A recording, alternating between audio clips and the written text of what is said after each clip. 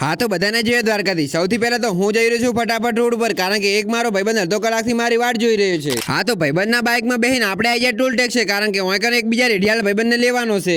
પછી મારા ભાઈબંધને ફટાફટ બાઇકમાં બેહારીને અમે ત્યાં રેડિયાલ ભાઈબંધ થઈ ગયા બાબર બાજુ રવાના. અને આજે તો એટલા વહેલા જવું પડ્યું કે સુરત દાદા મોડા ઉઠ્યા હતા એટલે સુરત દાદાને ગુડ મોર્નિંગ કહીને આપણે આવી જાય રેલવે ફાટકે. પણ ખબર નહીં વહેલા કનું મોઢું જોઈને આવ્યો હતો ને કે રેલવે ફાટક જ બનશે. અરે નવગણિયા બીજાને શું પનોતી કે છે? તું જ પનોતી છે. મેં તને વહેલા ફોન કર્યો હતો ને એટલે જ આ રેલવે ફાટક બનશે. अरे ये तो धोती खोल रहा है. હારું ઈ બધું જવા દે. આ રેલવે ફાટક ચિયા ગોમનો છે બધા કોમેન્ટ કરજો. ના રેલવેમાં કેટલા ડબ્બા છે ઈ કહેજો કારણ કે મને તો ગણિત આવડતું નહીં. आपको बेवकूफ बनाया.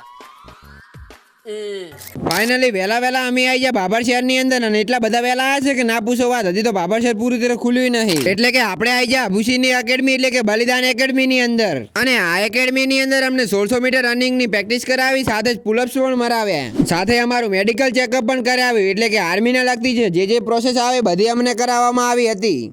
ફાઇનલી બધી ટ્રેનિંગ પૂરી કરીને અમે આવી ગયા એકેડમી ની બહાર અને બહાર તો જોઈતા તો અતુલ તો ખાતો તો ચોકલેટ. અને હાજુ કોણ ભૂખ તો અમને જબર લાગી છે કારણ કે વહેલનું કોઈ ખાધું નહીં. બપોરના વાજી જશે એક એટલે ફટાફટ હોટલમાં જઈ અને નાસ્તો કરવો છે.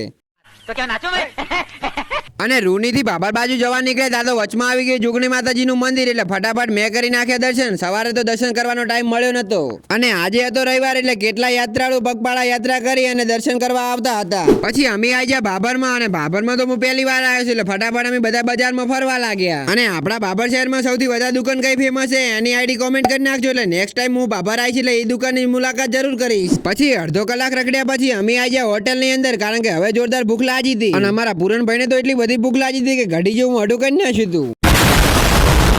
પછી આવી ગયું અમારું ખાવાનું એટલે ફટાફટ ખાઈને હવે જ આવશે ઘર તરફ કારણ કે વહેલા 6 વાગ્યાના નીકળ્યા છે પણ હજી પહોંચ્યા નથી.